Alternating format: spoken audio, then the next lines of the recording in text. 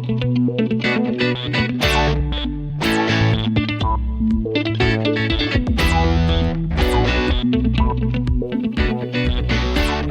welcome back. And thanks for taking time out of your day to give me a listen. I'm Darren, and this is the show where the guests on my list get to have some fun with their favourite list countdowns, and we get to know them and their work a little better. This is interview episode number 4 that was recorded on the 11th of December back in 2020. If you're new to the show, this is how it works. Each week, I invite a host or hosts of a podcast to be my guest on the show and to count down their top 10 list and a topic of their choosing. Along the way, we take breaks and ask questions to discover the story behind the guest's work and get a little bit more up close and personal with the creators. Delve a little deeper into their world, and hopefully we have some fun with their lists as well. If you'd like to get in contact with me or submit suggestions and ideas for the show, you can get in touch at my guest list pod pretty much everywhere you look. All the links are also in the show notes each week, so you can check there as well. And that includes submitting your own top 10 lists. If you have a good one, send it through and I might read it out on the show. If you would like to support the show, please subscribe, rate and review on iTunes or wherever you can. A 5-star rating would be appreciated, or just tell someone about the show that you think might be interested. So no mucking about today, as it is a long episode. The interview was so long I had to split it into 2 shows. So next week, instead of a review show, you will get part 2 of this interview. And in saying that, here we go.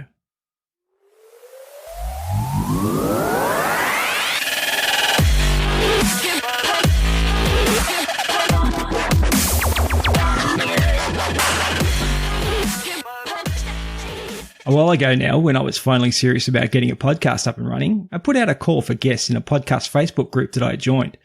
Being new and not having any episodes to speak of, I wasn't exactly expecting to get too many takers. However, I was taken aback at the enthusiasm and the amount of people that were nice enough to put their hands up and say that they were interested in doing an interview. And my 2 guests today were amongst that very generous and brave group. Brave, as they had no idea what they were getting themselves into. Fast forward a few months, and after a couple of hiccups that thrown at us by 2020, it is finally my pleasure to be able to have them on the show. Orlando and Julian are what Aussies would call a couple of good blokes. They presented a fun, informative and entertaining show that explores the topics making headlines today, while also dishing out a bit of homespun philosophy on life in general. The Invincibly Broken Podcast is obviously a show from a male perspective, but it's not your usual testosterone-fueled rants by a couple of bulletproof vulgar cavemen.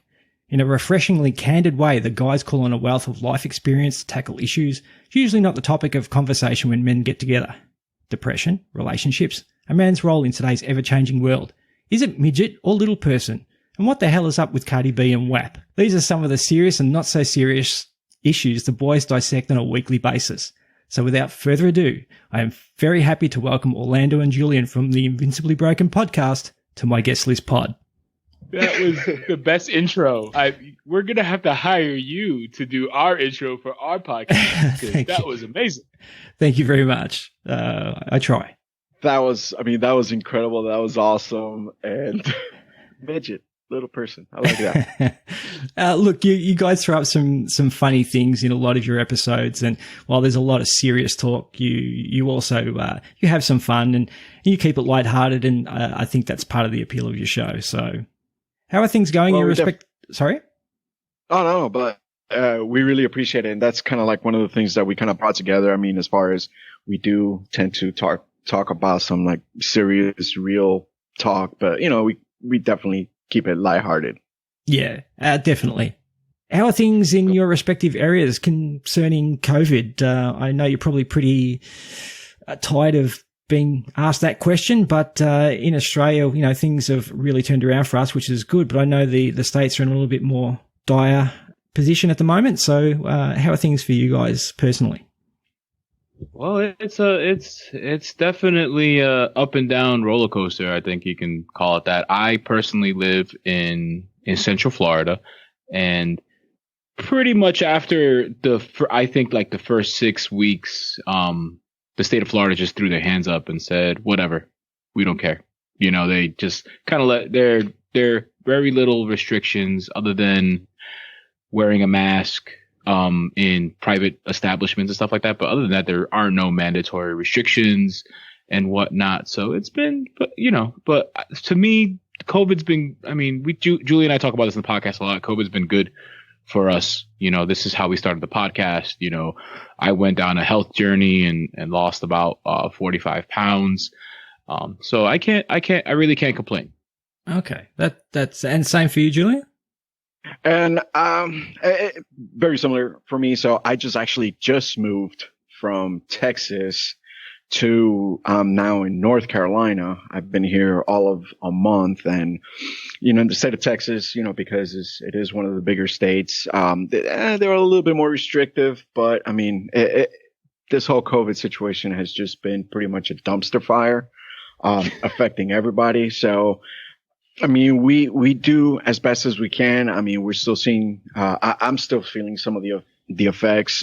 Just recently, my kids, their school shut down again, and now they're all back, doing school virtually, which it's really tough with a 5-year-old.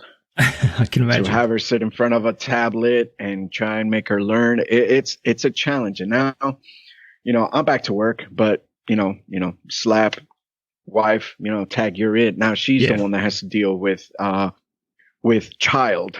Yes. And it's a challenge, but, thank God, we haven't had any issues. Family members have been affected by it. Currently, my mother-in-law is kind of going through it, and she tested negative again. Okay. Positive again. So, I mean, there's challenges, but we're, very in true American fashion, we're just putting our shoulders down and trying to muscle our way through it. Soldier on sort of thing. So, yeah. Oh, that's good to hear. Well, look, it's not good to hear about your mother-in-law, obviously, but hopefully she'll be fine. But, yeah, look, I know that especially you, Orlando, you're in a compromised sort of situation with recovering from thyroid cancer, correct? Yeah, thyroid cancer, yep. So, yeah, I'm sure that it's something that probably you have to definitely watch out for and make sure that you're doing everything that you can to stay away from it. Yeah, absolutely. I mean, it's been a major concern, especially, for me and my family. It was, being in remission of cancer. I went through radiation treatment, and, I have a compromised immune system, and I still suffer from an autoimmune disease. Mm. And, at first I was really nervous and whatnot, but, a lot of it has to do with the reason why I decided to start working out and eating better and taking vitamins and stuff like that. But,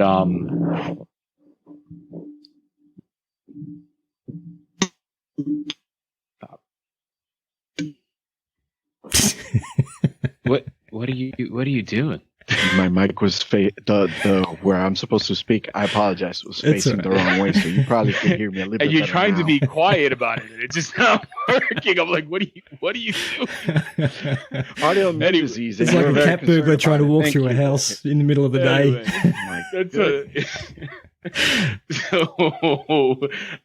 No. So it's definitely a concern, but unfortunately I have to work and I have to go out and get groceries, and I live in a pretty rural part of Florida, so I don't have a lot of the luxuries of a lot of delivery services and Uber Eats and stuff like that. So, okay. I go out. I take precaution. I mean, before COVID, I traveled a lot for work. I worked in my day job. I travel all the 50 states and here on stateside, and I skeeve people naturally. Like I don't like close encounters with people. So, wash my hands, make sure I don't touch things that I shouldn't touch. Like I get annoyed when people sneeze and then they'll cover their mouth type thing. So I just try to keep to that. And I carry a bottle of Lysol and hand sanitizer and in the passenger seat of my car at all times. Look, I can understand that. And that was the first thing. I got diagnosed with asthma late in life, and after probably the time when I should have actually been diagnosed properly with it. So I've got some lung scarring myself. So that's one of the first things I did was actually put a bottle of hand sanitizer in the car, and actually my wife gave it to me to put in the car, and I've been pretty careful myself, and fortunately we haven't suffered exactly as badly as the states have. But you've just got to be diligent with your hygiene, and like do the the things that make sense, common sense things, washing your hands. And the only thing that's hard for me, being like yourself, probably I'm in sales, and a handshake is an opener to the rapport you have with someone, and that's sort of lost to us at the moment. So it's like an awkward moment when you see somebody you haven't seen in a while, and you're like, do you hug? Do you give them a fist bump? Give them the elbow. I ask permission. I'm like, can I shake your hand? Which sounds even weirder. Yeah. Yeah, it's strange. It's a little strange sometimes, but it's the world we live in at the moment. So, yeah, okay. Look, that's enough of the negative. It's I wanted to bring you guys on. This is a place where I wanted to celebrate the fantastic work you do. So I wanted to get to know you guys, and I wanted everybody out there to get to know you guys too. So my first question to you is, how long have you guys been friends, and how did you meet? Go ahead, Julian. I'll let you take that on. Okay. Thank you very much. You're a gentleman. So our friendship's going on nearing the 20-year mark. We actually met in our early 20s when we used to work security at a very dodgy. We could say would that. be a good word. Yeah, dodgy would be a good word. That's a in stateside we'd call it a ghetto nightclub. Fair enough. Yes, I understand. So very questionable patrons, but so that's how we met. Our friendship blossomed during a riot in said club, and actually throughout we actually ended up becoming like roommates for a little bit, and then we kind of not parted ways, but we went our separate ways. I've been married a million times and he's been married once. I have too many kids and he has two, and because of my job, I've had to travel, like I still have all my hair. Julian's slowly actually, losing it. no, I was gorgeous when you met me, but now I'm like falling apart. That's how the friendship began. One of the things that kind of brought us back together was, over the years we were like, hey, hi, how you doing? Social media and things like that, a phone call here or there. But Orlando has opened up a lot about his experience with cancer, and almost a year ago I kind of had my little experience with cancer, but mine was caught like super early and it was removed. Okay. But when that initial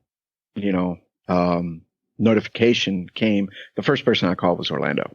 Yeah and from there it took on to we talked about it, and he asked me, I went through from step one from diagnosis and going through it. And we played through a lot of the what ifs, and then we touched on, I told him about how the more difficult part was the mental health part afterwards, after cancer. And I started dealing with depression and anxiety. And then Julian had opened up that he also had gone through this in his life due to other reasons that we've talked about on our podcast before. And, and then lo and behold, COVID happens and Julian starts a podcast on his own. He just did one episode where he was just talking about, highlighting what's going on in COVID. And he shot me a text message and he was like, hey, listen to my podcast. I was like, okay, great. And I listened to his podcast and I was like, I picked up the phone, called him right away. And I was like, I want in. I was like, I think it could be so much better. I was like, I know you. It was a good episode, but I know Julian, and Julian is not a monologuer. He definitely is better through conversation. Yeah. And I like to have conversations. It's real difficult for me just to drone on and on. Mm-hmm. And we started out with 2 gaming headsets and Skype, and we recorded our first video. Our first podcast episode, and it was complete dog poo poo. so we went and we bought some equipment, and that's pretty much where we are now. Fantastic. Well, that was actually going to be one of my questions. What made you, Julian, start a podcast? Was it just the whole your home COVID, or and then from there, what was that aha moment that brought you to where you are now? Well, for me, the podcast thing, I've actually something that I've been wanting to do for some time. I just didn't, obviously with work and family and all that, never really knew how to start it, where to begin, what, look at resources and things like that, what kind of equipment. And then, COVID hit, we were remanded. We had the first lockdown, and I love my family, but I can only be around them for so long. And I took, I created a 19-minute episode that took me 3 hours to record. And from there, I just put it out into the universe. I uploaded it into Spotify, and, a couple of days later, I get a phone call from Orlando. No, it started off with the text. And then it went into a phone call. He was like, yeah, giving me his critique, critiquing, saying, hey, maybe this, maybe that we could do. And then, oh, by the way, I want in. And I was like, cool. Cause I don't like talking by myself. And he was right. A monologue is very hard to do because, I'm the type of person that I feed off of other people's energy. And the only thing that I was feeding off of was, because I had to go into my daughter's room because it was the fluffiest place. So the sound quality was a little bit better. Yeah. So the only energy that I had to feed off of was like, a Princess Poppy doll and, a baby unicorn. Yeah, like literally unicorns and princesses. And that's how it started. And just like he said, the first thing that we did, we literally started off with, gaming headsets. I borrowed one of the headsets from my son. Cause he's got like a million of them, and did our first episode. We were all pumped up. We listened to it back and we were like, no, we're not putting this out into the universe. Not like that. And, we've gone from, putting pillows behind our screens, to do the sound treatment to, I actually ended up putting them a little bit of money, and I built a semi, dedicated studio. It's functional. Yeah. A little studio here at my desk in my little office. Fantastic space. So no, that's great. And look, I guess that's the evolution of a lot of people's podcasts, and including mine. I bought 4 sort of budget price microphones because I had intended to do a podcast with my 3 sons, and didn't really work out that way. The lure of the Xbox is probably a little bit more than speaking with Dad.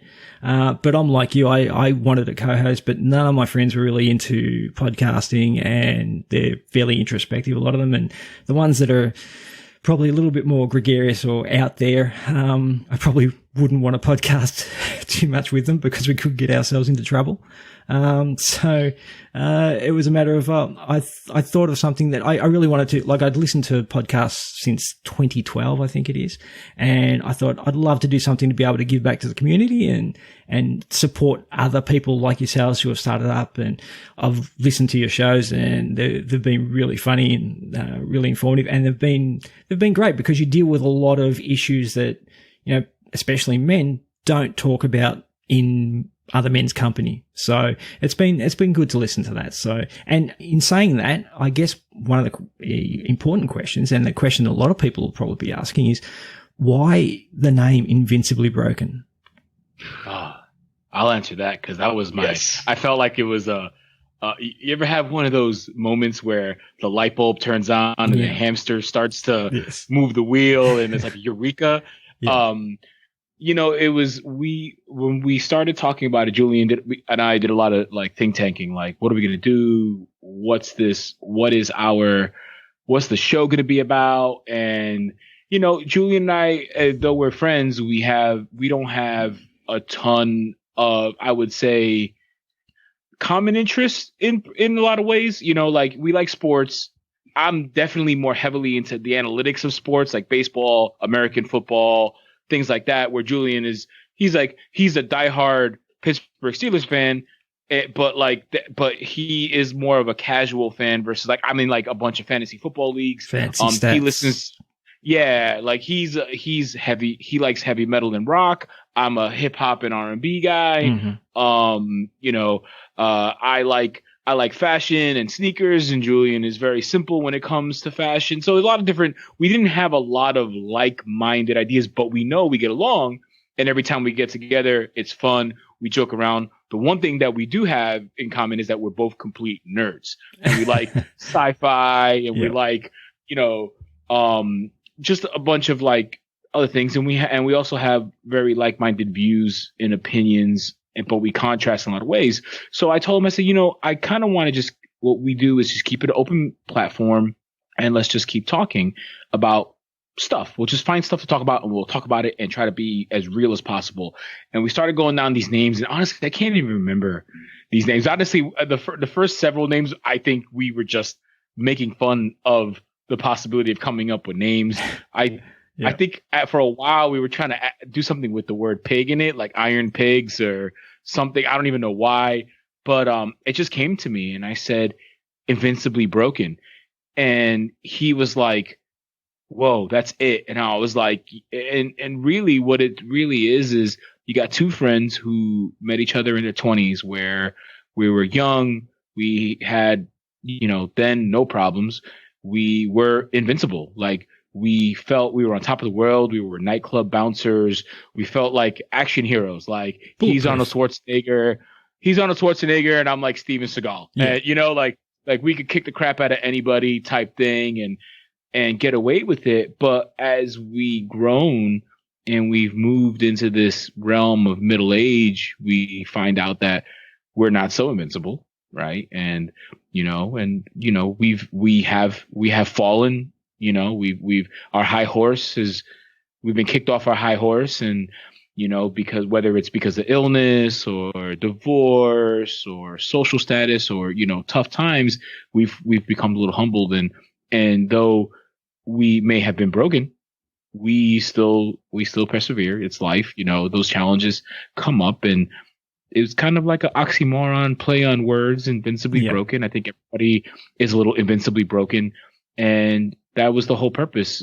Well, it wasn't really the whole purpose. We stumbled onto the purpose of our podcast later on. Look, I think it's apropos to everything that you do, and it's a fantastic name. And I think it sparks interest because people want to know what it means and why the name. So it's a great first thing for people to see when they come across it in a podcast list. And so, yeah, it's great. And you were saying you're nerds. So let's get into today's list. So, obviously, I'll ask the first, the list is top 10 conspiracy theories. So I want to know why you picked these over everything else that I probably offered up in terms of a top 10 list. Why this topic? So I'll answer that question. So that's one of the things that we love conspiracy theories, and actually early on our podcast, adventure, we actually decided to go off topic of what we normally go, and we wanted to drop, like, we call them, what do we call them? A bonus episode. Oh, no, side quests. We call them side quests. And one of the first ones that we did, was like conspiracy theories, but then later on because then we realized that we could just talk way too much and way too long about the conspiracy theories, because that's something that we love. So we just went with aliens. And then we were going to kind of break it down by episode in the conspiracy. We never got to it because, like you said, we stumbled upon what the kind of like the true, like the spirit of what we want to do, which is, talking about what men don't talk about. And we just kind of went away from that a little bit, but no, I mean, we're huge geeks, nerds. Somebody started asking us about our favorite sci-fi shows, and started naming shows from like the 70s that I grew up with. And Logan's Run. I'm sorry? Logan's Run. Ever heard of that one? Like something like that, like the original Buck Rogers. Yes. Like the $1 Million Man, the Bionic Woman, and things like that. Great. Exactly. Very good.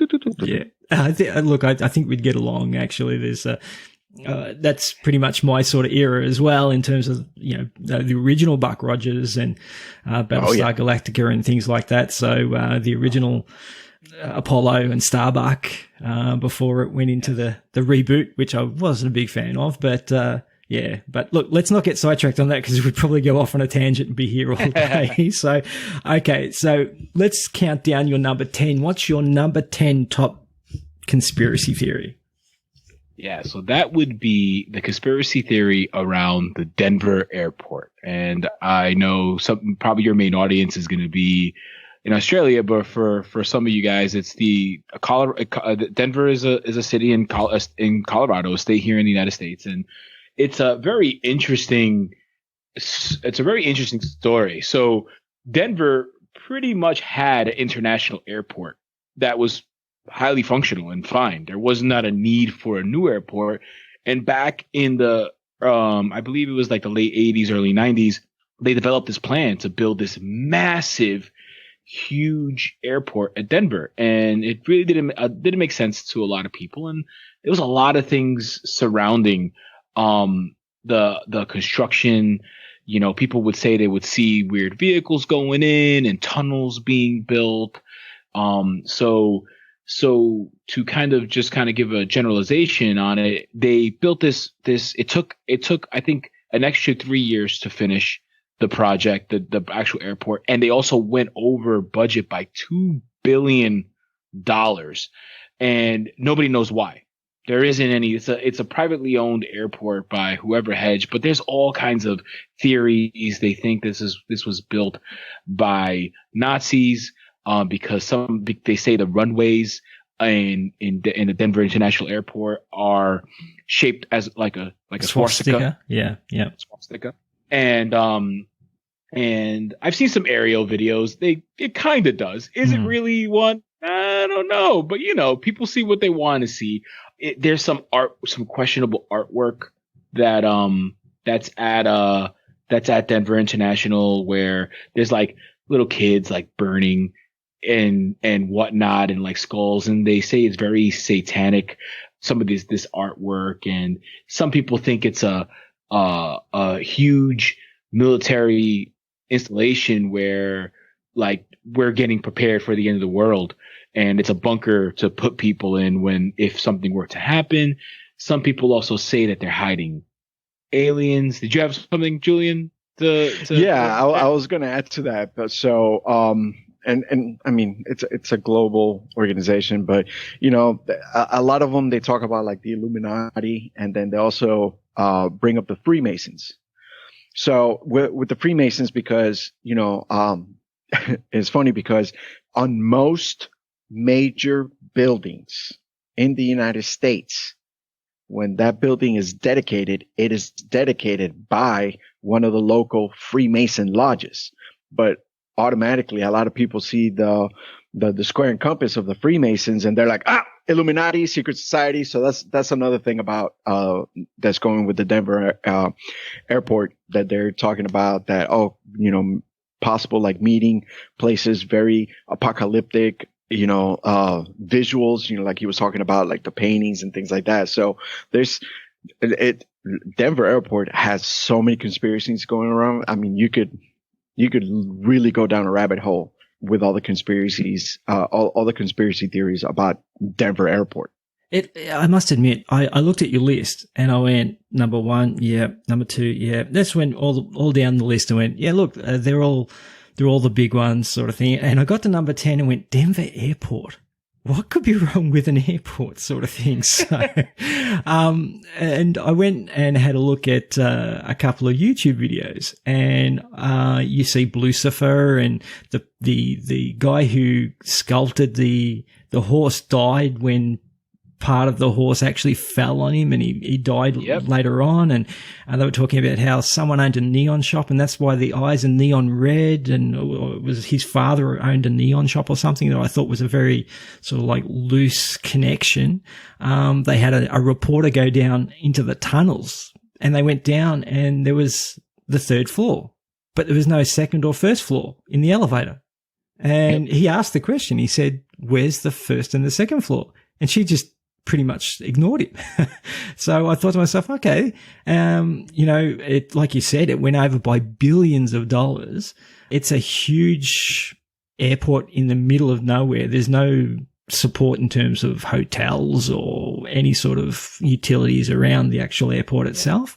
There's a lot to question in terms of why, I think. So it's a very valid conspiracy theory. Absolutely. And there's also been some questions about who actually put the money up for the airport. There isn't a solid paper trail that leads back to any one known organization. And I personally have flown into the Denver airport many times, and every time I land there, I'm like looking for stuff. Not that I know that I'm going to see anything. I'm always looking. But I will tell you that horse that they built, it is a funky looking horse. That thing looks like it rode out of the depths of hell. Oh, it looks evil. Yeah. And I saw people standing next to it. That's like 35 feet high or something. It's huge. I think it's probably bigger, to be honest with you.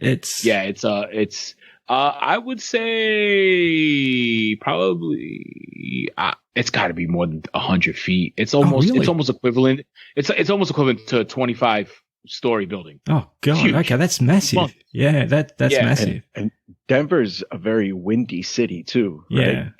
Yeah. When you come off, I've never been to Denver, but I would think that I'm like. That thing's gonna fall on somebody. It's massive. No, that thing is like pure. I think it's made out of iron. If I remember correctly, I'm pretty sure but it is. Yeah. But yeah, like you said, the airport is about a good 20 to 30 minute drive from any type of civilization. Nothing was built around that area like most airports are and stuff like that. You got to drive into Denver proper to go to a hotel and stuff like that. But it's definitely a low key conspiracy theory, but one of my favorite fun ones to talk about. Okay, very, very. Look, the only thing I will ask about Denver Airport as well is I saw in the video there was a gargoyle that was very funny, very witty, that comes to life. Yeah. Have you actually ever interacted with the gargoyle? No. I looked for that gargoyle. Well, the funny part is this is a fairly new airport. It was built in 95, 96. And the last two times I've flown into Denver Airport, it was under construction again.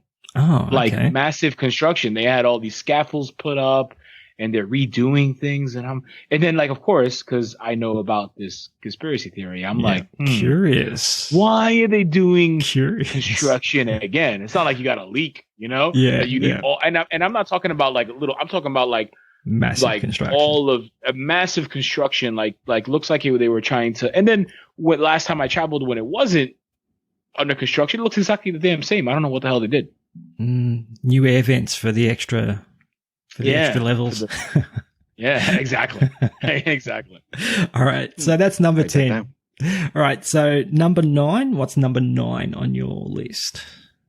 Stonehenge and other monoliths. Stonehenge. Yeah, very cool. So what about that in particular sparks your interest? So that's one of my favorites, and when we're talking about like the monoliths and a lot of like ancient structures, you know, we're talking about like the pyramids, not just the ones in Egypt, but we're talking about the ones in Machu Picchu, things like that. When you're looking at the size of these stones, obviously, you know, hundreds of thousands of years have gone. And, you know, drag marks and all that has gone. But, you know, with the technology of the people of that era, well, how the hell did they put two that have to weigh at least, you know, a good 10 tons. Yeah. And then put another one horizontally on top of it. How did they get that up there? That's one. The second of it is the way that, and it's kind of like Orlando alluded to, when you look at pictures and things, you're going to see what you want to see. But it's interesting how a lot of these monoliths that are thousands and thousands of miles apart always happen to line up in a specific pattern. And who put them there? Another one is like the ginormous heads, of Orlando's, predecessors on Easter Island. Yeah, jerk. I had to. Hey, you got me yesterday. So now all of Australia knows that I have a ginormous head. So you have those, and then other other monoliths. They have actually, even in St. Augustine, there's a castle that is made pretty much like of coral. Okay. I think it's actually, no, not coral, but I think it's limestone. Okay. Limestone. I believe it's Yeah. limestone. It is limestone. And these are very big, very heavy blocks. And again, when we're talking about other structures, when we're talking about like Machu Picchu and all that, and ancient Egyptians, how are they creating such perfect angles with stone carving hand tools? Yeah, Go, Orlando. Go ahead. Go ahead, Darren. I was just going to say, yeah, it's funny you say that, because I remember watching In Search Of back in the day. I think it was maybe early 80s. Great show. Yeah, maybe late 70s with Leonard Nimoy. And there was in the States, there was a guy who was creating a house or a castle for what he always used to call his Sweet 16. So his wife that was coming. And he was one of these guys who you never saw him work, but you saw the product of his work. And he had one of these massive doors that swung or pivoted on its axis.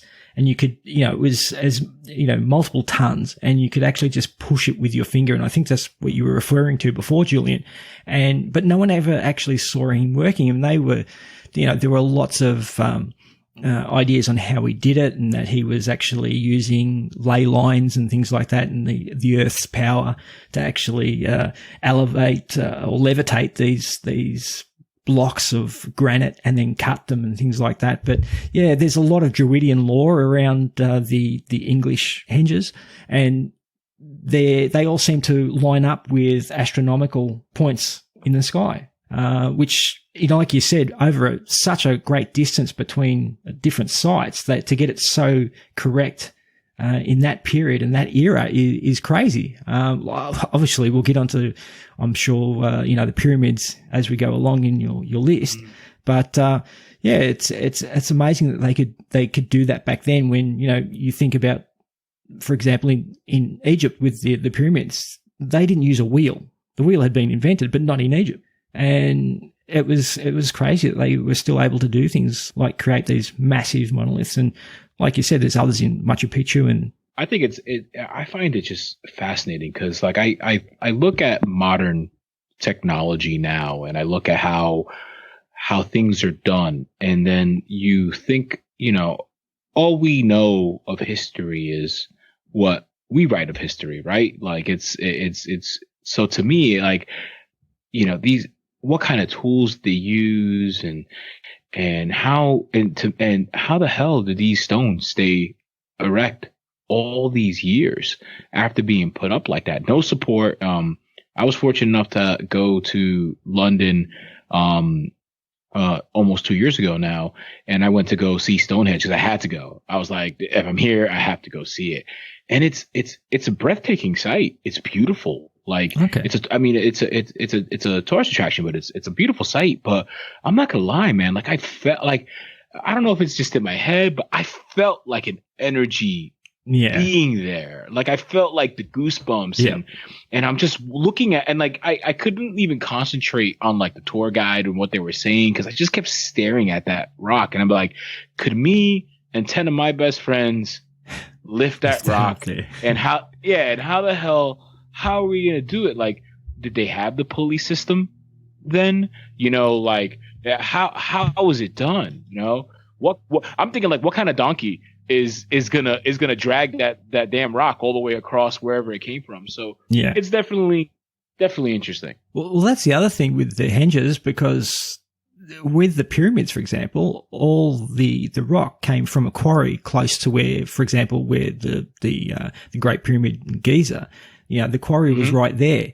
But all these rocks for the stuff in Great Britain came from miles away, like a long way away. And, you're talking, like, as we said, things that weighed tons and tons being transported from miles and miles and miles away to a special spot, which a lot of people say sits on the Earth's ley lines of power and things like that. So, yeah, it's pretty impressive. And I'm very envious actually that you've been there. I've never been to one of those sites, and I do want to go one day. So yeah, it's pretty cool. I definitely highly recommend it.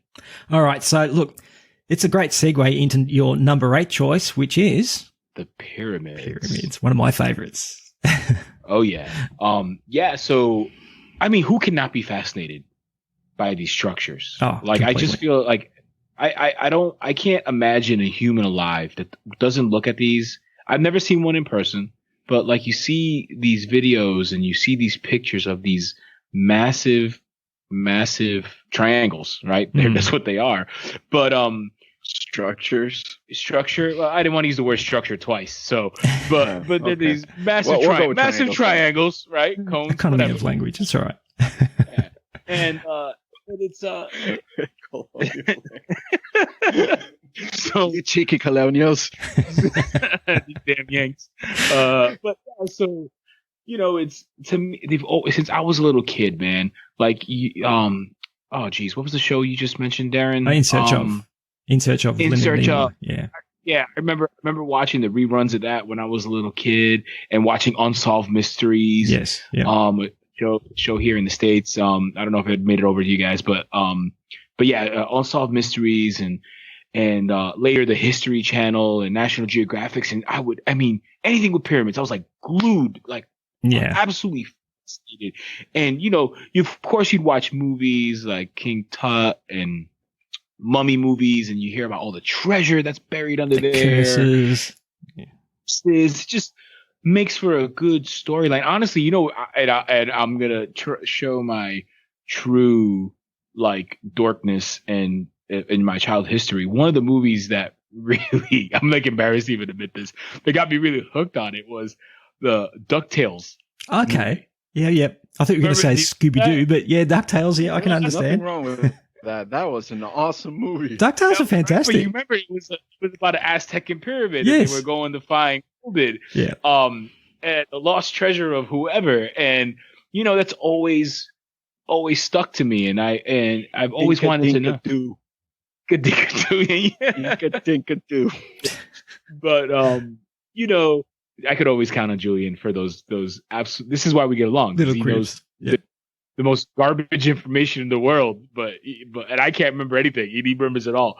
But yeah. So it's always been a fascination. Like even like now, modern films like The Mummy and National Treasure, and I've always wanted to know like what the hell is inside. And then you pose the question like, well, what's inside? But how the hell were these structures made? Like how? Like you hear these stories about thousands and millions of people that were put into slave labor, but yet now with all the modern technology that we have, we can't reproduce how these pyramids were made in the time frame that it was made. No, look, completely right. And that's the thing. There's parts of the inner chambers where you can't get a credit card in between the blocks because they are so precise.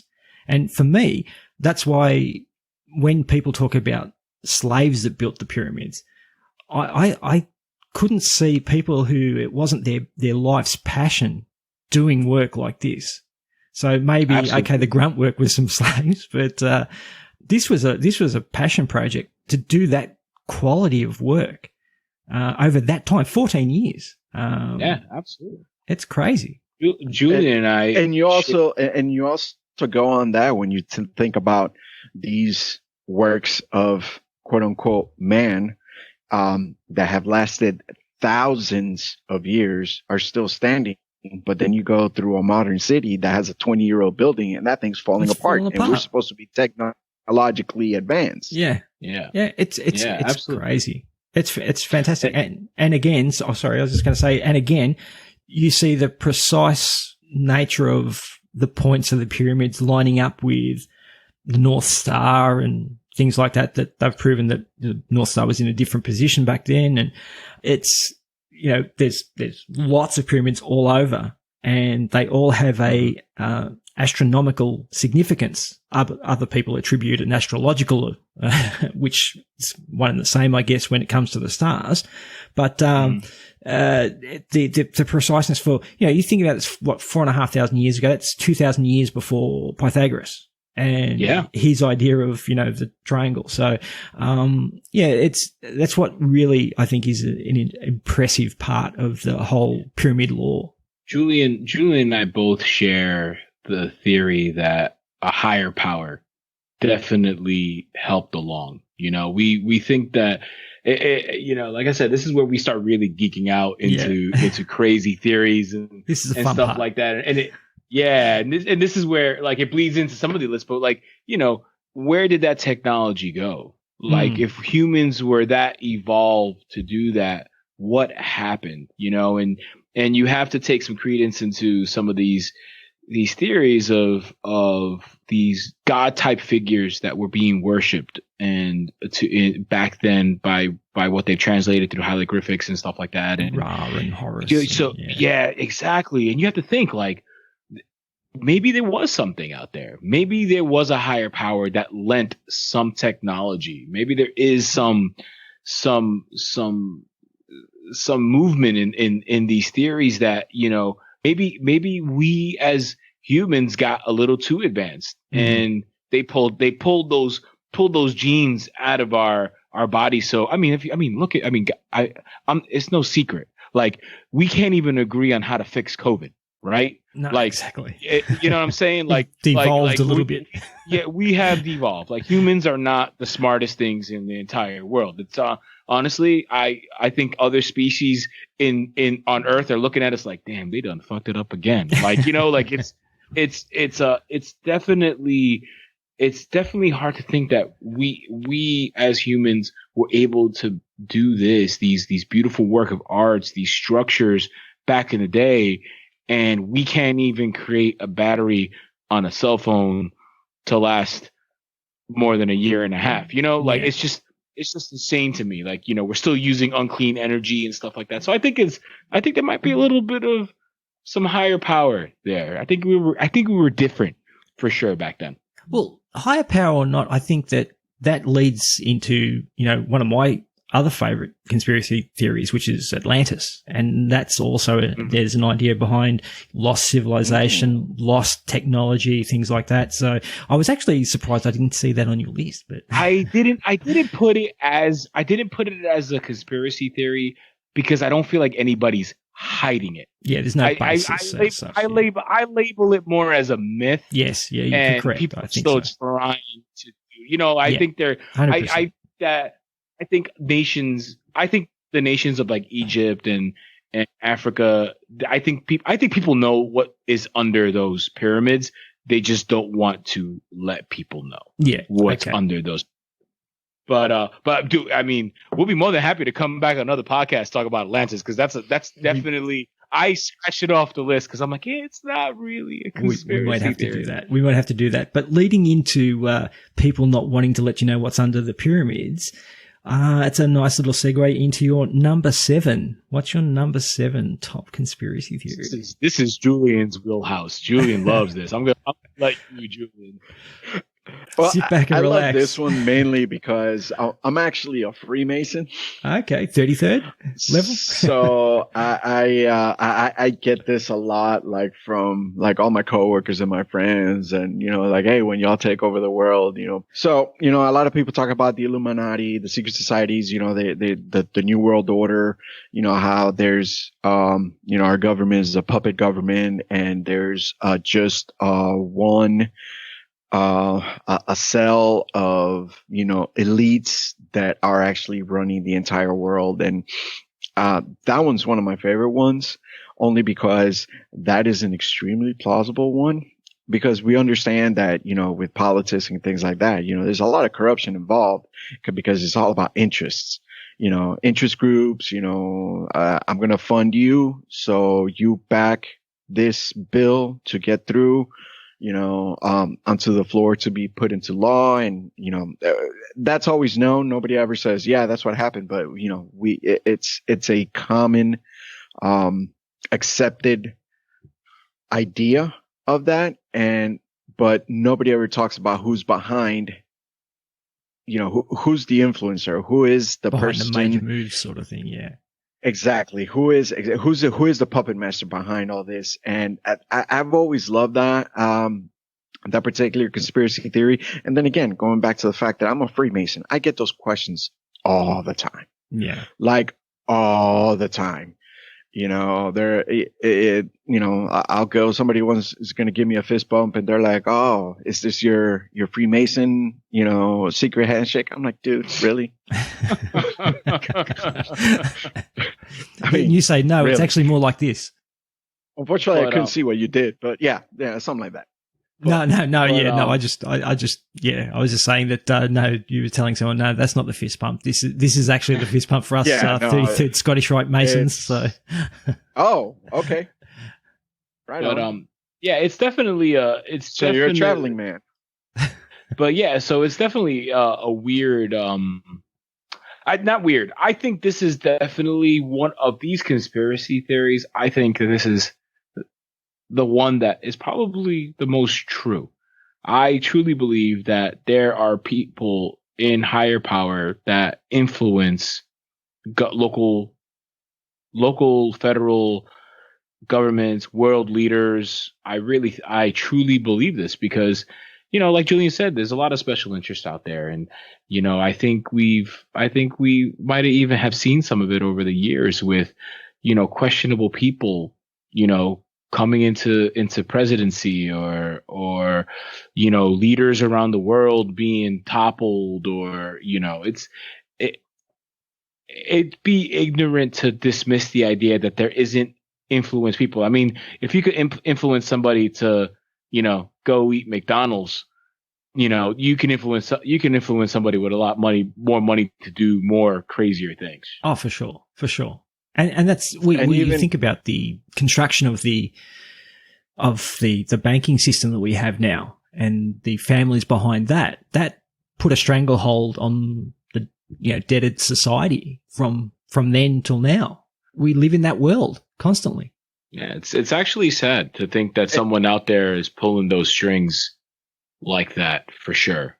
And it's really something that is not really, honestly, that far-fetched, because when you look at least this country's history, a lot of the people in power were not the politicians. They were the families of, like generational wealth families, the Rockefellers, the DuPonts, the Rothschilds. Yeah. You had all these people that, it's like no decisions were going to be made unless unless they got the nod from them saying, yeah, that's cool, you can go ahead and do that. And even today, and the thing I love about conspiracy theories is that conspiracy theories can start from just anything. This particular conspiracy theory, even COVID, there's a lot of conspiracy theories out there saying that, yeah, this is an underworld, organization that, they saw things were off balance and they needed to kind of thin the herd a little bit. So all of a sudden a virus just spreads through one country that later spreads to the entire, the world's population, and everybody's suffering from it. I mean, the only other time that I ever seen something, like in a movie is like World War Z, or even the movie Outbreak, where it was something of such a devastation at such a grand scale. But now you're talking about, something that a lot of people are saying that there's patents for COVID, for the novel COVID-19 virus, that there's an actual patent for it.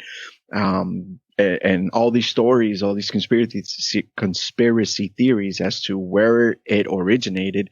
And one of them is that it was a new world order that they needed to thin the herd, or, just cause something, or even to push the vaccine, to make a profit. I mean, there's so many ways, so many directions that you could actually go with that.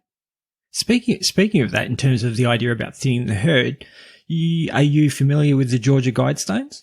The Georgia Guidestones? No. Yeah. No. Okay. So these are, there was I won't say a monument, but there was something that was erected in Georgia, and it's carved into stone. There's, I think, 10 principles or 10, laws or guides for a future community or a future world where we're in balance. And some of the things that they actually refer to on the Georgia Guidestones are a world population, I think, of less than 500 million or something like that. And there's some other tenets that they've actually put on these Guidestones, and supposedly no one knows who paid for the Guidestones to be created and who put them there.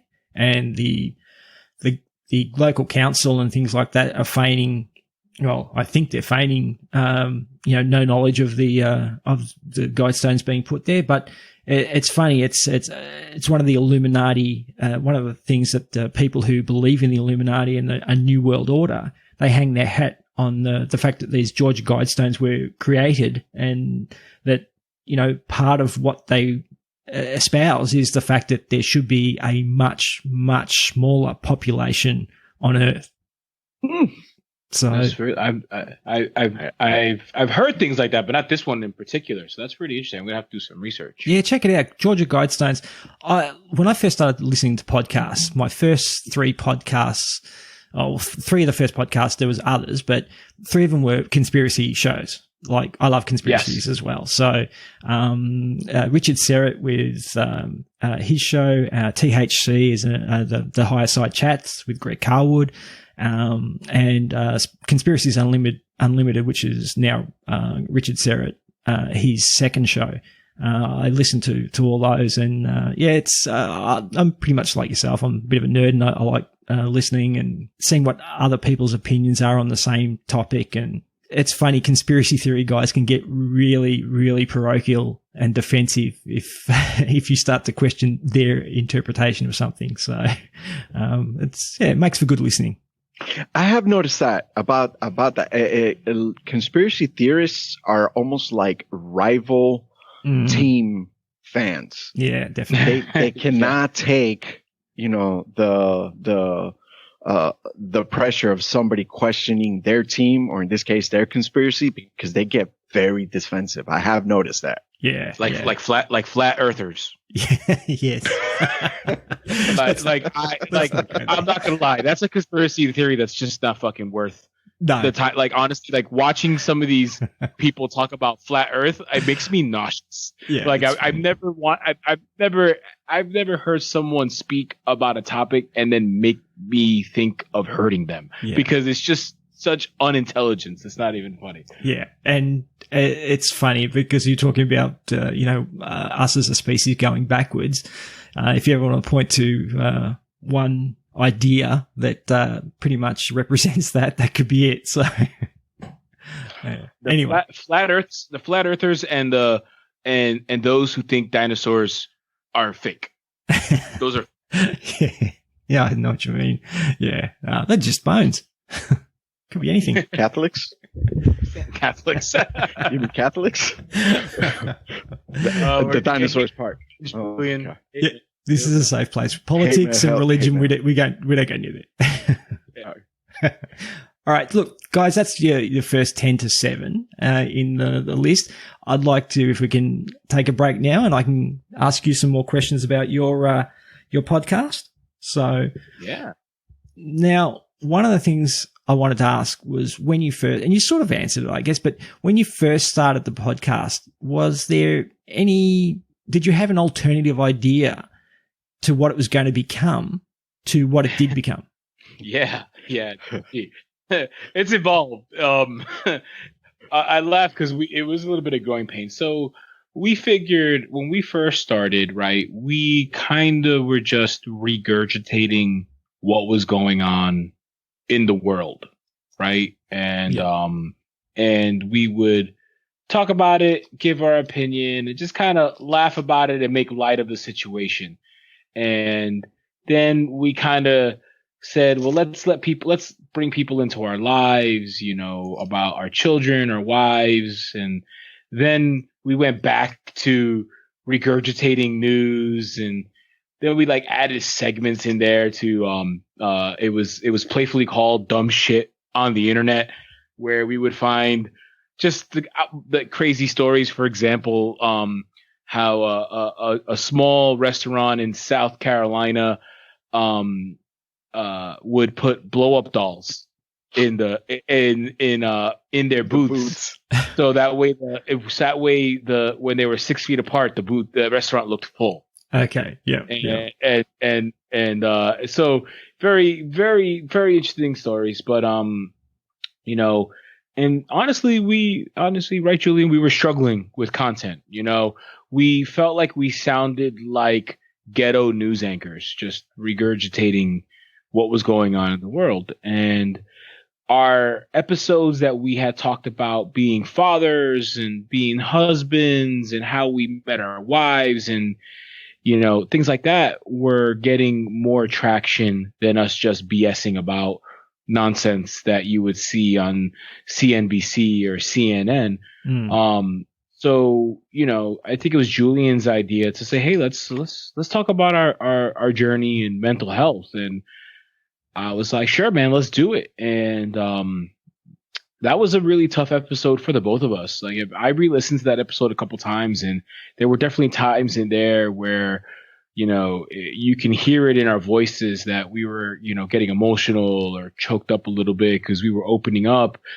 And honestly, and it wasn't even so much because we knew people were going to listen to it. It was just because two friends who had never heard our stories before and our struggles, you know, we were letting our guard down. You know, we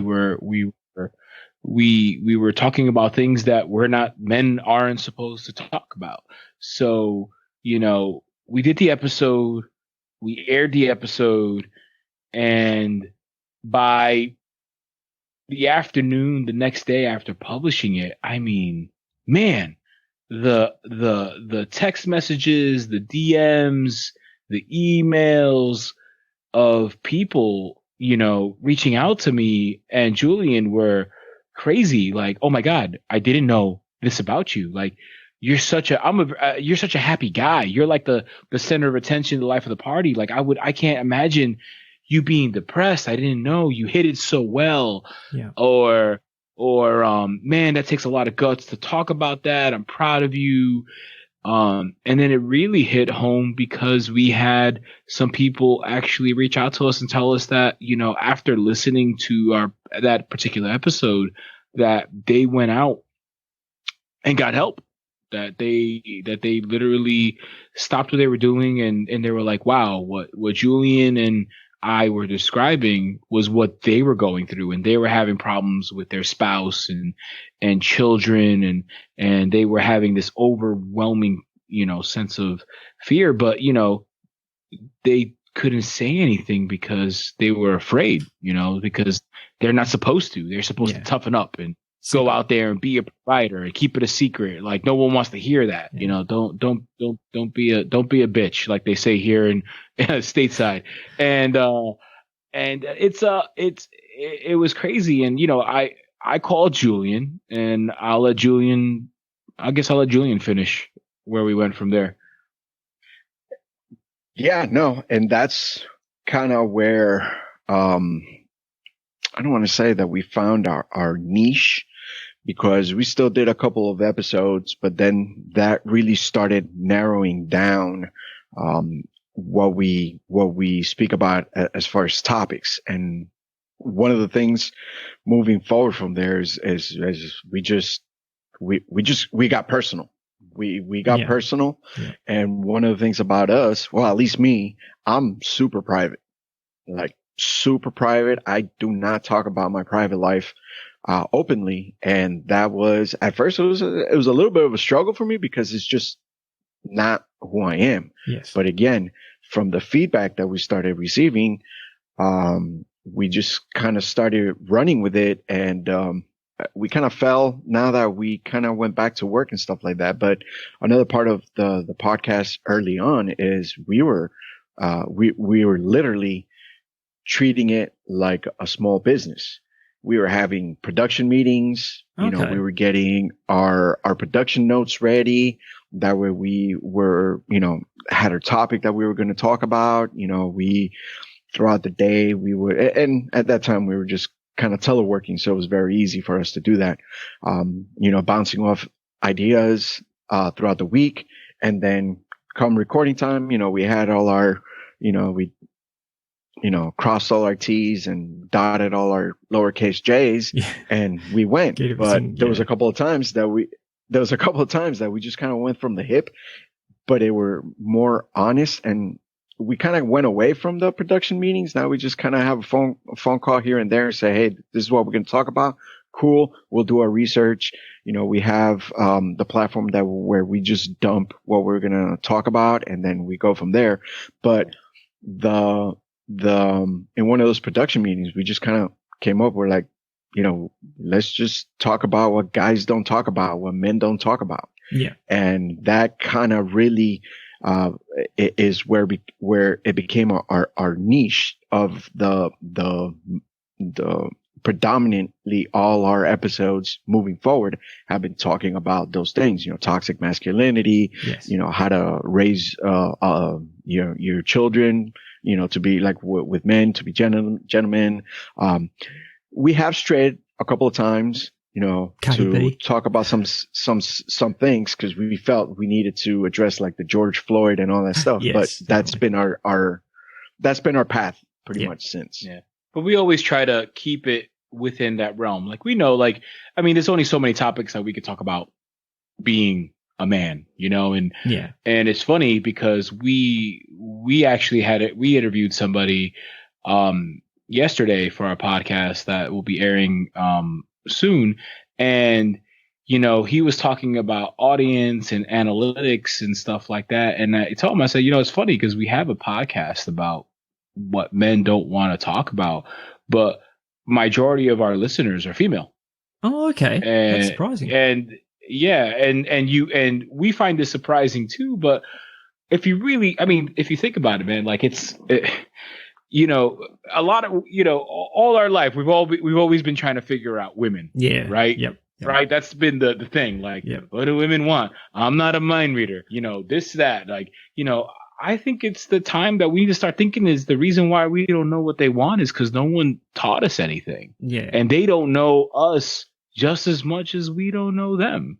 They look at us as supposed to be these chiseled providers that will hold the house up on their shoulders and just melt their stress away when need be. And, we're just human too. We have emotional sides, we're weak in certain areas, but we were never taught how to deal with that. So, not invincible. We're not invincible. That's for sure. We're fallible as well. So it's definitely lean to that, and it's actually it's a challenge to continuously week after week to find something to talk about. It's also a challenge because I'm sure we live in a very triggered culture where people are sensitive to certain ideas. Yeah. And, but, Julie and I, we keep our heads down, it's our opinion, but it's a real opinion. You're not getting influenced by celebrities, yes. We are normal working dudes that, that have kids that deal with real life problems on a daily basis. And we figure for our sanity, we channel it through our podcast for the world to hear. And then, and hopefully we can touch somebody else, maybe somebody's having issues, talking about their body image, or maybe they don't know how to make certain changes, or maybe they have, maybe they have over aggressive tendencies and stuff like that. So we hope that we are helping individuals. We don't care if it's 1 or 100, but we're helping people try to understand themselves better or their partner better through us, Yeah, and I think that's the appeal of your show. I think, the shows that you've done, especially the one about depression and the one about raising the kids and your lives in terms of how you met your wives and things like that. And, they're very open and honest, and they're, like you said, they're from a couple of guys who, they do a podcast, but I wouldn't call you celebrities, but, and that's what people appreciate, that, they can relate, and they can empathize with what you're going through or what you went through. And even if they haven't been through exactly what you've been through, you guys touch on things that are relevant to everybody, and especially men. And it's a lot of things that, certain generations, you didn't get depression. Depression wasn't a word that was around. The blues, for example, was something really that, housewives got. And men, you spoon of cement, kick in the ass and get on with it. And, yeah, absolutely. And it's refreshing that, like two guys like yourself can actually be so open with your feelings and what you've been through. And I think, yourself that it's helped a lot of people, which is great. So, yeah. But one thing I will ask though, is because you are so open and honest and you have spoken about your wives and your families and divorces and sleep apnea and cancer and a lot of things. Do you get any sort of feedback or, your wives come and listen to the podcast and they admonish you later on, or you're in trouble later on for something that you've said, or,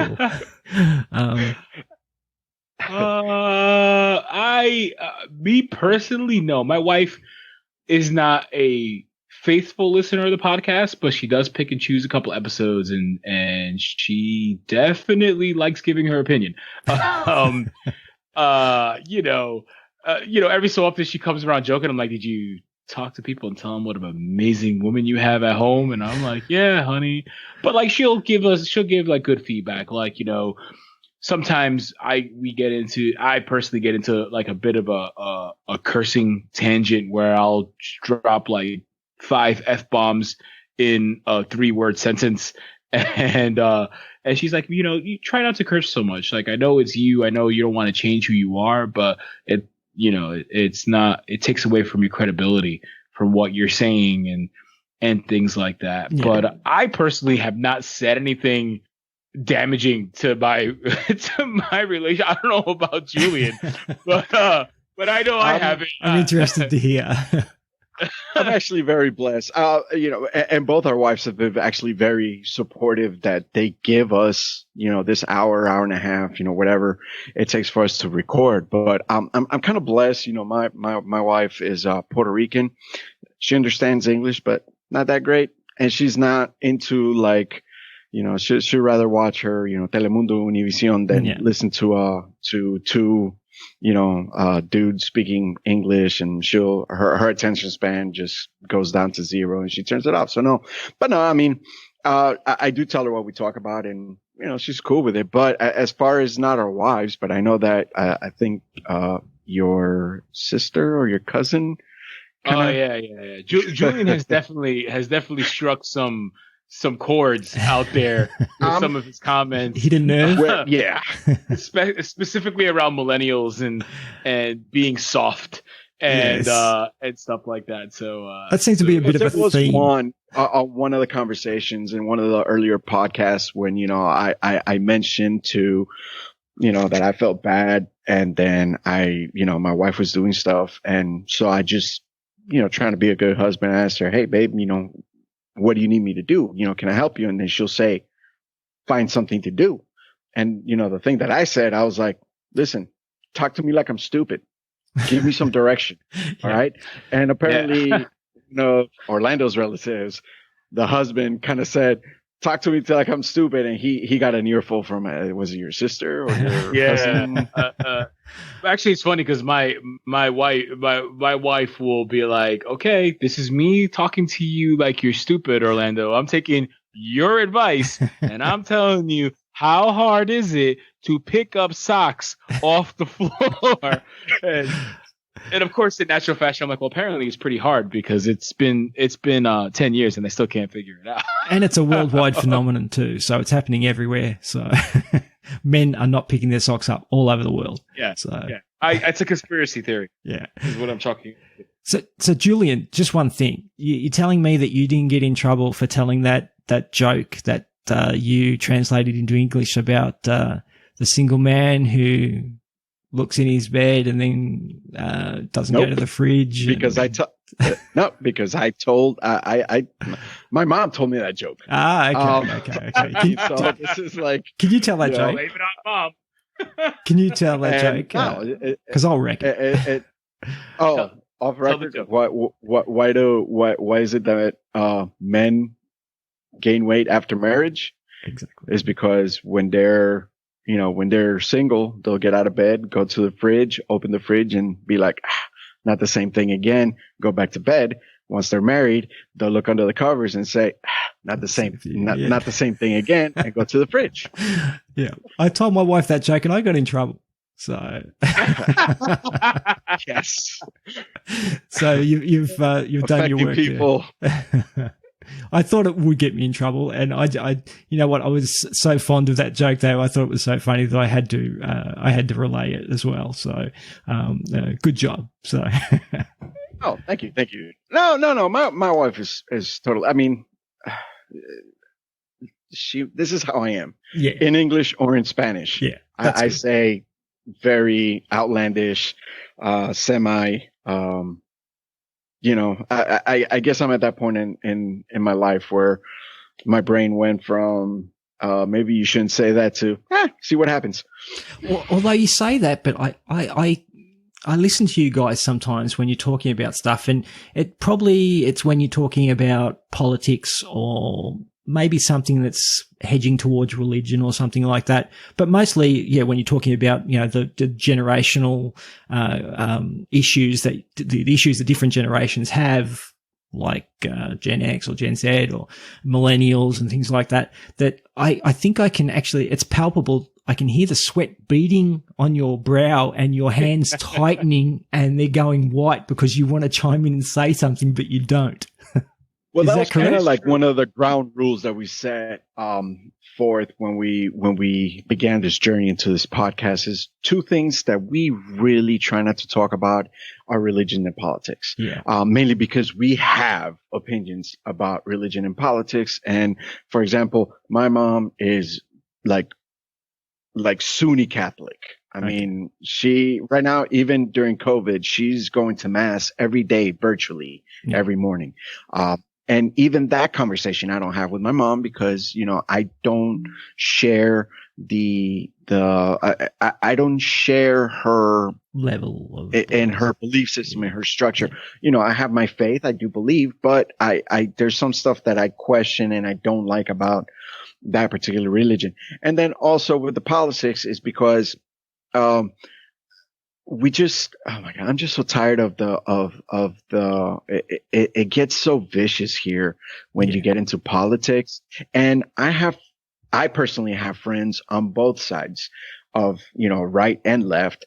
Most of my friends kind of know where I lean, but I always stray away from that conversation because even in the past, I think I mentioned that I've lost friendships over something as dumb as a political idea. Yeah. So yes, I'm white knuckling because I'm holding on to something because yes, I do want to chime in and I do want to drop, something, but I also know it's self-awareness. I know it's not going to go well. Yeah. So it's also something that when we first started, I know Julian's humor and Julian knows my personality and, we became friends in a bar. So we have a very bar centric humor. We have dirty mouths, we say things that, people outside of that friendship group probably won't get or find really offensive. And, I know for a fact that I've offended a lot of people in my time and I could shit less.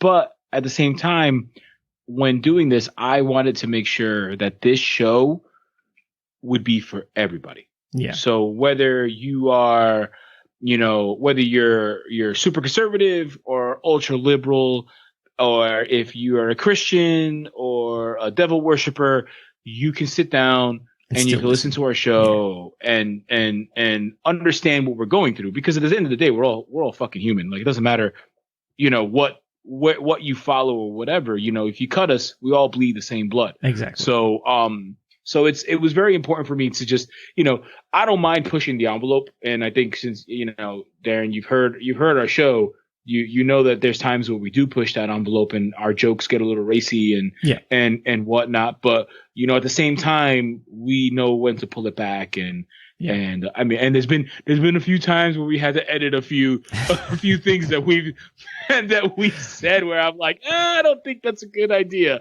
But you know, it's all in fun, and we try to, as much as sometimes we make fun of those generations about being too sensitive or soft, at the same time our show is about being more sensitive and self-aware, and so we don't want to knock people for having those feelings, but it's okay to think that, a certain generation can toughen up a little bit. Yeah, definitely. And that's I think it's very brave of you actually to start doing these live shows, because I'm sure that you're on edge sometimes to not say the wrong thing. So it's very brave of you. Oh, Darren, you have no idea. I'm sweating, like my bottom half is sweating during those these live videos are all Julian's idea. I have been fighting him tooth and nail not to do them since the inception of this podcast, and I broke down and I was like, fine, let's do it, and it's been going good so far. But it is scary because you don't know what could come off. Exactly. The tip of the tongue. And not even that. At this point, I know what Julian is going to say. It's really scary now that we're starting to introduce guests onto the show live.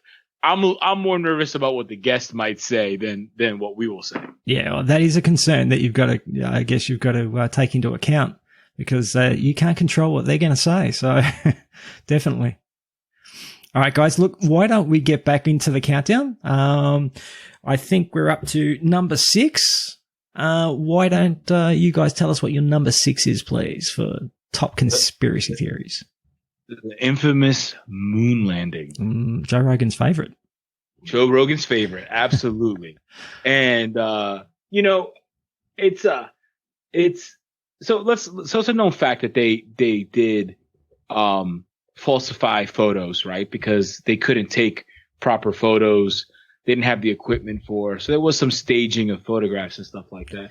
But I just find it so odd. The biggest thing that's odd to me is that there was this huge race to the moon. We get there, and then we just stop going. We just stopped going. Yeah. Why? Yeah. Like, why? Like, what was on? Did it happen? Did we see something on the moon that scared us? What the hell is up there? Or was it really completely false? Like it's crazy to me, because I think the most we've done is, as a human, is the space station and orbited around Earth, and we've sent plenty of rovers and drones or whatever to Mars and to the moon, but we've never gone back. Why? Why, Julian? Why haven't we gone back? I don't sign the paychecks. I have no idea. Well, say it makes absolutely no sense. Okay, so now recently they did announce, and the only reason I know is because my wife watches WAPA and Telemundo, and she's, swollen up with Puerto Rican pride because they have made this selection of the astronauts who are going to be going up for the next moon exploration in like 2026, and one of them happens to be Puerto Rican. So now, all of Puerto Rico celebrating, going to make a holiday, and everybody's going to start drinking. But why we haven't gone back? I mean, it really, it boggles the mind to me, because, when, like Orlando said, there was this race, and it was a global race between the Chinese, between the Russians, between the Americans. So who's going to get there first? Part of the Cold War. Who's going to call 5 on it? Like they say over here. And supposedly we were the ones that made it, and what? Now we call dibs on it, and nothing else. It's kind of like a kid with a new present. They play with it for like a few hours and then never touch it again. Well, that's the thing. I guess the launches back in the 60s and things like that, after we did get to, well, when I say we, I mean humans, did get to the moon, the ratings for future launches of rockets and things like that really fell off a cliff. So the community or the population that were watching all these moonshots and things like that, it's lost interest. And I guess that's part of the reason why, the funding probably dried up a little bit.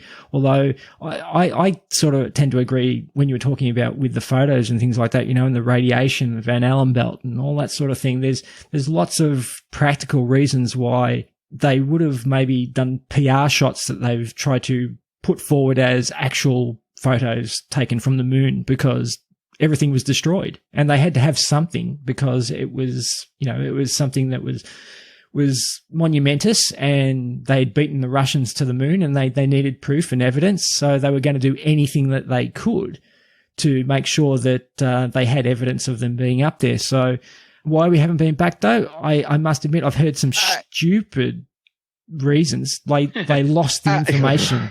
They lost the ability. Which is, when you're talking about the technology, and even we talked about the advances in technology, and I'm not even talking about, in the last 100 years. I'm talking about during that era from, 10 to 15 years, there was this huge technological jump, in the race to get to the moon and things like that. Now, okay, so let me look at it from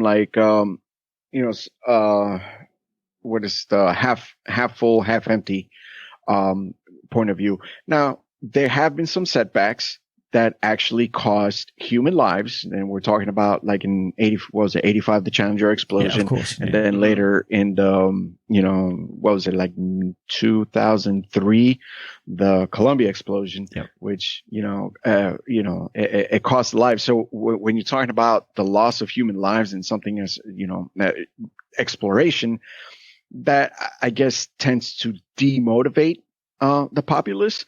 But okay, we sent a rover to Mars to explore and take mud samples. Okay, the moon is not that far. Why have we not sent other rovers to kind of do this exploration and wait for Elon Musk to send people up there? Kind of situation. Because either way, we still have not been back. Yeah, definitely. Makes sense. And I was just going to say, there's all these rare earth minerals and things like that up there that obviously someone would want. Why wouldn't they send some sort of exploration vehicle back there? Yeah, I agree. I mean, it's a rich mineral environment.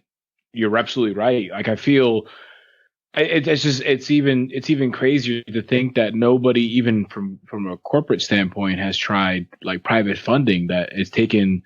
Like Julian said, Elon Musk to start planning trips back. But it's interesting. And of course, my inner nerd and conspiracy theory automatically thinks that, again, it's something's up there that people that they just don't want us to know that's up there. Yeah, definitely. That's, when you don't go back to somewhere that was such a big deal, you all of a sudden lose interest in it. People start to question why. Well, you can't have lost interest just because you completed the task, because there's got to be more. And usually explorers want to go further. And really, we didn't do much after getting to the moon. Recently we've, like you said, we've had the rovers and things like that go to Mars, and we've had lots of satellites go out into the outer reaches of our solar system. But outside of that, there hasn't been a lot of plans for exploration. I guess maybe some more terrestrial concerns have stopped us from doing that. But yeah, it just doesn't, it's a little counterintuitive, I think. And you can't even go with that one because, they had oh my God, I forgot the name of the company, but they were already having people to sign up for the first colonists of Mars. Oh, yeah. Okay, now we're talking about people taking a one-way trip to Mars to colonize it. Hello, moon, right there. And that's it for part 1. As usual, please subscribe, rate and review wherever you can. And if you would like to further support the show, you can head on over to the show's Patreon account, or you can buy the show a coffee at buymeacoffee.com/myguestlistpod, where the proceeds will be used to improve this show and, most importantly, used to give back to the podcasting community and directly support other indie podcasters. Thanks for listening, and I'll chat at you again with part 2 of this interview next week.